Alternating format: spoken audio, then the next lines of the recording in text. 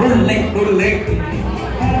เป็นการพบกันระหว่างจะเอาอย่างไรจะเดินยังไงหัวเรือยังไงจะลูกกิ้งจะหัวเรือจะหัว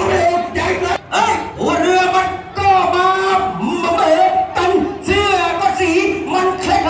ยกันแล้วไปอะไรกับเรือลำนี้เป็นเรียกว่าเรือชัยสวัสดิ์ตำนานของพ่อท่านนุ่มท่านพระครูพระอาภูมิสถิตเที่ยวนี้วัดคงคาสวัสดิ์เจอกับวัดปากตรงพี่น้องเอ๋ยใครจะหนีใครจะดำใครจะตามใครจะดำใครจะยอมจะได้จะหนีใครจะตามจะยับโอ้ยหนีไม่ถู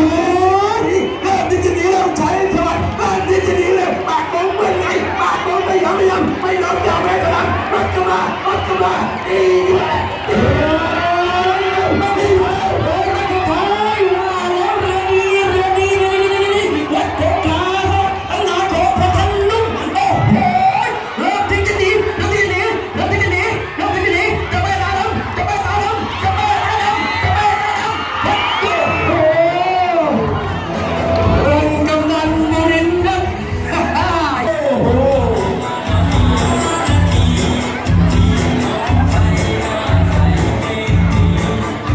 คู่ที่2ประเภทรุ่นเล็ก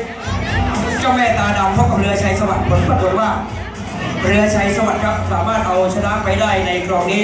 ด้วยเวลา1 นาที 37 วินาทีครับพร้อมเลย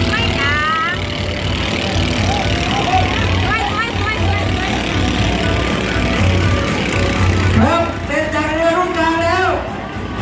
เรือหางครับเรือหางไปเตรียมความพร้อมด้วยเตรียมความพร้อมไปด้วยนะครับ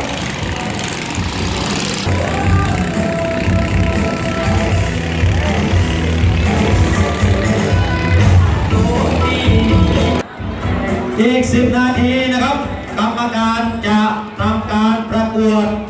เรือชุดสวยงามนะครับเรือชุดสวยงามทุกลำให้ท่านไปอยู่ทางทิศเหนือนะครับของหน้ากองอำนวยการ